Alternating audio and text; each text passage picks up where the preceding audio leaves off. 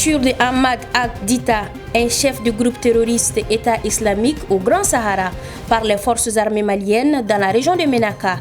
Les autorités militaires parlent également de plusieurs terroristes tués. Le Mali s'est doté la plus importante usine de production de lithium en Afrique. Le lithium est une matière métallique convoitée pour son utilisation dans le domaine électronique. Le président malien l'a inauguré à Goulanina ce dimanche. Nous parlerons également du Ballon d'Or africain, édition 2024 de la Confédération africaine de football, CAF Awards 2024. Lors de la cérémonie tenue ce 16 décembre 2024, c'est le Nigérian Ademola Lookman qui a remporté le trophée et succède ainsi son compatriote Osimhen. Mesdames, Messieurs, bonsoir et merci d'avoir choisi Alafia Télévision pour vous informer. À la une de ce journal, fin de cavale pour le chef terroriste Ahmed Ag-Dita, à l'origine de plusieurs attaques contre des civils et militaires, à en croire un communiqué publié ce 16 décembre 2024 par les autorités militaires maliennes. Celle-ci indique avoir capturé ces chefs de premier plan de l'État islamique au Grand Sahara, dans le secteur de Tagadeyat, en direction de Andira Boukan, dans la région de Ménaka. Selon le même communiqué, plusieurs terroristes ont trouvé la mort. Djeneba Temeli nous en dit plus. Dans une annonce faite ce lundi 16 décembre 2024, l'état-major général des armées affirme avoir capturé Ahmed Ag-Dita, chef de premier plan de l'EIGS. Il est également responsable d'un grand nombre d'exactions et d'oublis en tout genre contre les populations civiles innocentes et commoditaires d'attaque contre les forces armées maliennes FAMA.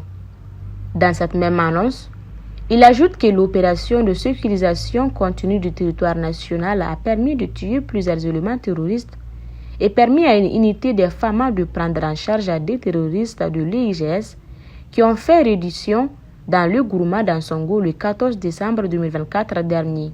L'état-major général des armées dit saluer l'engagement de toutes les unités engagées et leur sens de discernement, particulièrement lors des opérations de combat. Avant de rassurer à nouveau les populations que la sécurité et la protection des personnes et des biens sur toute l'étendue du pays restent sa priorité. Je vous l'annonçais également dans les titres. Le général d'armée Assimi Goïta, président de la transition du Mali, a procédé à l'inauguration de l'une des plus grandes usines de lithium au monde et la plus importante en matière de production en Afrique. C'était à Goulanina, situé à 65 km de Bougouni, ce dimanche 15 décembre 2024. Plus de 312 milliards de francs CFA ont été investis dans la mise en valeur de la nouvelle mine dont l'actionnaire principal est une entreprise chinoise avec 30% pour le Mali. Fatoumata Kassé nous explique. Le Mali ouvre une nouvelle ère de son exploitation minière avec l'entrée de la mine de lithium de Goulamina dans sa phase de production. Située dans la commune rurale de Danou, région de Bougouni, elle a été inaugurée par le président de la transition, le général d'armée Assimi Goïta. Elle s'étend sur 100 km3 et emploie 1399 personnes, dont 1198 nationaux. Sa durée d'exploitation prévisionnelle est de 21 ans. Ce sont près de 500 millions de dollars, soit plus de 312 milliards de francs CFA qui ont été investis dans la mise en valeur de cette mine, selon le directeur général de la compagnie. En effet, les deux partenaires exploitent ce qui est désormais considéré comme le 5e plus grand gisement de lithium au monde. La mine de lithium de Goulamina permettra de générer environ 250 milliards de francs CFA en chiffre d'affaires pour les entreprises détenues par les Maliens. Celles-ci vont obtenir au moins 51% des contrats de sous-traitance à la mine. Plus loin, Goulamina contribuera au développement local, notamment par la réalisation d'infrastructures routières, énergétiques et hydrauliques, mais aussi à l'amélioration de la santé, la promotion de l'éducation, la création d'activités génératrices de revenus, la construction d'infrastructures socio-économiques de base. Le chef de l'État a présenté les retombées économiques attendues, notamment un chiffre d'affaires initial de 680 milliards de francs CFA qui alimentera les banques maliennes et dynamisera les activités économiques. Les dividendes dividendes de la mine estimés à 71 milliards de francs CFA bénéficieront à l'État 30% et au secteur privé 5%, tandis qu'un investissement de 25 milliards de francs CFA est prévu pour des projets communautaires, routes, centres de santé, écoles et infrastructures énergétiques. Vendredi 29 novembre 2024, le cadre de concertation et d'action des jeunes d'Abaradjou, en collaboration avec l'association Tombouctou Culture et les penseurs, a organisé une journée de sensibilisation contre la consommation des stupéfiants, une occasion pour les initiateurs d'informer la jeunesse sur les dangers et les risques liés aux stupéfiants. Le récit avec Albakaï Sissé et Alouisseni Traoré.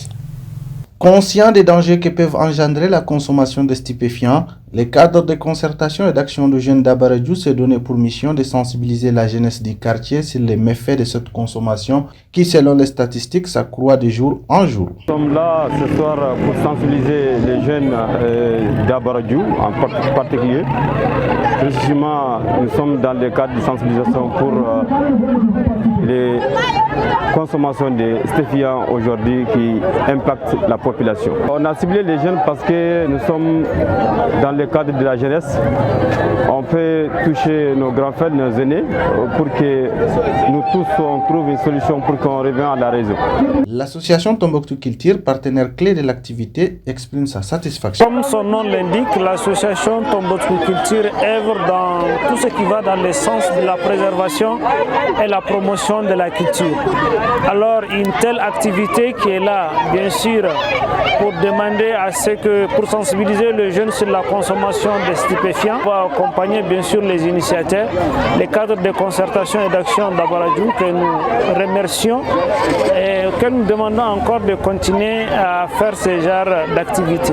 Donc pour nous c'est très normal, consommer des stupéfiants ça ne relève pas de notre culture et il est important de venir sensibiliser nos jeunes cadets par rapport à ça. La jeunesse, futur leader de communauté, doit se ressaisir et adopter des comportements sains. L'appel que je lance à la jeunesse, c'est surtout se mettre au travail et de comprendre que les stupéfiants ne préservent pas la santé et que la jeunesse, c'est l'enthousiasme, la vivacité. On est appelé à postuler dans beaucoup de choses.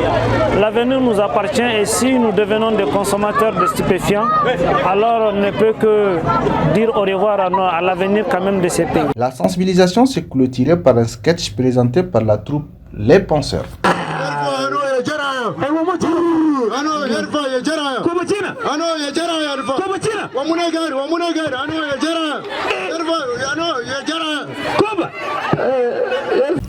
Séance de prière et de bénédiction dans l'enceinte de Tombeau des Askia ce dimanche 15 décembre 2024 pour la paix, la sécurité au Mali et la stabilité dans toute la sous-région.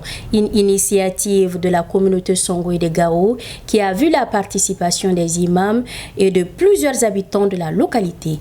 Écoutons ces réactions au micro de nos correspondants Abdul Nassir Idrissa et Ismaël Haïdara. Merci bien. Aujourd'hui, comme vous l'avez constaté, c'est un jour spécial. C'est un grand jour. C'est un jour où nous sommes réunis à l'initiative de notre chef, Sa Majesté le chef Djibril Soumamega, pour faire une prière collective. Une prière pour apaiser les cœurs. Une prière pour que la paix puisse régner définitivement au Mali. Une prière pour que l'esprit de tous les Maliens soit en concorde. Vous avez constaté qu'aujourd'hui, le chef Arma est là avec toute sa communauté. Les autorités sont là. Tous les conseils du chef Songoï sont là. Et toute la ville de Gao est là. Tous ensemble pour prier pour la paix, pour que la paix règne définitivement au Mali. Et pour prier pour que le Mali puisse connaître un bonheur éternel.